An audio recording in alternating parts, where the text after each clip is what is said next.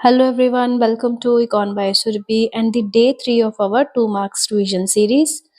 तो I hope कि आप पिछली दो वीडियोस को अच्छे से कवर एंड रिवाइज करके आए होंगे। ये जो सीरीज है मैं ऑलमोस्ट एग्जाम्स तक चलाऊंगी सो दैट कि आपके 2 मार्क्स के क्वेश्चन तो बहुत अच्छे से प्रिपेयर हो जाएंगे और 6 मार्क्स एंड 4 मार्क्स तो आप कॉन्सेप्ट के हिसाब से कर ही लोगे, ठीक है। तो सबसे पहला हमारा क्वेश्चन है व्हाट इज मोनोटोनिक प्रेफरेंसेस। तो मोनोटोनिक प्रेफरेंसेस क्या होता है? तो मोनोटोनिक प्रेफरेंसेस आप हमेशा ये याद रखना कि मोर इज गुड, कि कंज्यूमर हमेशा जिसमें चीज उसको ज्यादा मिलेगी वो उसी चीज को हमेशा प्रेफर करेगा। फॉर एग्जांपल कि हमने लिखी है कि एक कंज्यूमर है जिसको बंडल 1 एंड बंडल 2 में दो ऑप्शंस मिल रहे हैं। बंडल 1 में 2 चॉकलेट और 3 चिप्स है एंड बंडल 2 में सिर्फ एक ही चॉकलेट एक्स्ट्रा है बट चिप्स सेम है, तो वो हमेशा बंडल 2 को ही प्रेफर करेगा because of the extra quantity of 1 chocolate, ठीक है। तो मोनोटोनिक प्रेफरेंसेस क्या होता है कि more is good. It means that the more of good is always preferred to less as long as everything else they remain the same, ठीक है। Then what is composite demand, direct demand and derived demand? तो composite demand कौन सी demand होती है? composite demand means the demand for a good that is used for more than one purpose, कि जिसकी demands एक से ज्यादा पर्पस के लिए की जाती है उसको हम क्या बोलते हैं? हमारी composite demand। जैसे कि हमारे एग्जाम्पल है मिल्क है जो चाय के लिए भी यूज होता है, कर्ड के लिए, स्वीट के लिए। तो आप ये याद रख लेना कि composite good means one good with many uses. Then derived demand and direct demand. Derived demand का क्या मतलब होता है कि जब हम किसी चीज की डिमांड दूसरे गुड मतलब दूसरी चीज के यूज के लिए करते हैं, ठीक है। फॉर एग्जाम्पल कि जैसे लेबर की डिमांड हो रही है तो लेबर की डायरेक्टली थोड़ी हम डिमांड कर रहे हैं, लेबर की डिमांड इसलिए हो रही है क्योंकि वो किसी चीज की प्रोडक्शन करके दे रहे हैं। या फिर मशीन की डिमांड क्या है? ड्राइव डिमांड, कि वो किसी और चीज को बनाने में हेल्प कर रही है। एंड डायरेक्ट डिमांड क्या होता है कि जिसका यूज हम डायरेक्टली करते हैं उसे हम क्या बोलते हैं? Direct demand. जैसे कि मिल्क हो गया, फ्रूट्स हो गए, इसे हम बोलते हैं डायरेक्ट डिमांड। नेक्स्ट है हमारा if show that the price and AR are same, ठीक है।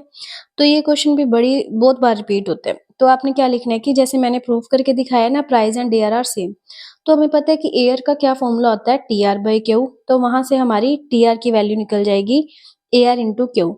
Also we know that T R is equal to price into quantity. वहां से टी आर की वैल्यू फर्स्ट में फिल कर देना, क्यू एंड क्यू कैंसिल हो जाएगा। तो एवरेज रेवेन्यू किसके इक्वल आ गया? हमारा प्राइस के इक्वल आ गया। देन हमारा economic profit. Economic profit basically क्या होता है? The difference between the total revenue and total cost. अब ये याद रखना कि टोटल कॉस्ट में हम दोनों चीजें लेके चलते हैं, that is implicit cost and our explicit cost. तो टोटल कॉस्ट का फॉर्मूला क्या बन गया? TC is equal to explicit cost plus implicit cost. And economic profit का क्या बन जाएगा? T R minus explicit cost plus implicit cost, या फिर T R minus TC. And accounting profit क्या होता है? अकाउंटिंग प्रॉफिट में हम सिर्फ एक्सप्लिसिट कॉस्ट को लेके चलते हैं, इम्प्लिसिट कॉस्ट को हम इंक्लूड नहीं करते। तो accounting profit is the difference between the total revenue and our explicit cost. उसके बाद है हमारी simple economy and our complex economy. Simple economy वो इकोनॉमी होती है कि जिसमें थोड़े लोग होते हैं, ठीक है, प्रोडक्शन भी लिमिटेड होती है, लोग सेल्फ सफिशिएंट के लिए जो भी अपना खेती बाड़ी या फिर पैसा कमाते हैं, एंड जिसमें बेसिकली बार्टर सिस्टम मतलब लोगों की ज्यादा कोई खास जरूरतें नहीं होती। एंड अवर कम्प्लेक्स इकोनॉमी क्या होती है कि कम्प्लेक्स इकोनॉमी जिसमें पॉपुलेशन भी ज्यादा है, सेक्टर्स भी ज्यादा है, मनी सिस्टम फुली डेवलप्ड हो चुका है और इसे हम मॉडर्न इकोनॉमी भी बोलते हैं।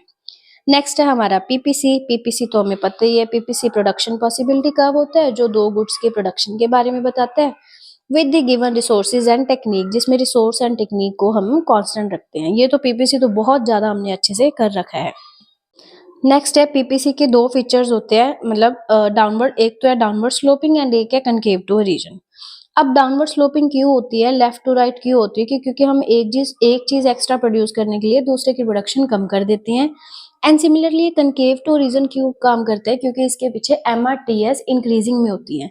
अब इसमें ना वैसे 3 शेप्स बन सकती है, कनकेव भी होती है, स्ट्रेट लाइन भी होती है, कन्वेक्स भी होती है। अगर आप स्ट्रेट लाइन बनाओगे तो एमआरटीएस नहीं, MRS, margin rate of substitution, उसमें कांस्टेंट होती है। अगर आप कन्वेक्स में हमारी डिक्रीजिंग होती है और कनकेव में हमारी क्या होती है? इंक्रीजिंग होती है। तो मैं डेली के आपको थोड़े थोड़े क्वेश्चन से करवा रही हूँ सो दैट कि आप डेली का इतना समझ के पढ़ के इतना याद कर लो एंड अगले दिन तक आपका पूरा रिवाइज हो जाए। अब जैसे हमने 3 दिन की जो भी वीडियोस में करा है उसको अच्छे से करो, रिवाइज़ करो, समझो, लिख-लिख के देखो। क्योंकि जब तक आपका एग्ज़ाम है 25 फरवरी तक आपके अच्छे खासे बहुत ज़्यादा 2 मार्क्स मैं आपको कवर करवा दूँगी और वो भी सारे आलतू-फालतू नहीं होंगे, हम सिर्फ़ इम्पोर्टेंट इन वीडियो को आप अच्छे से रिवाइज़ करें एंड करके देखिए। मिलते हैं नेक्स्ट वीडियो में, तब तक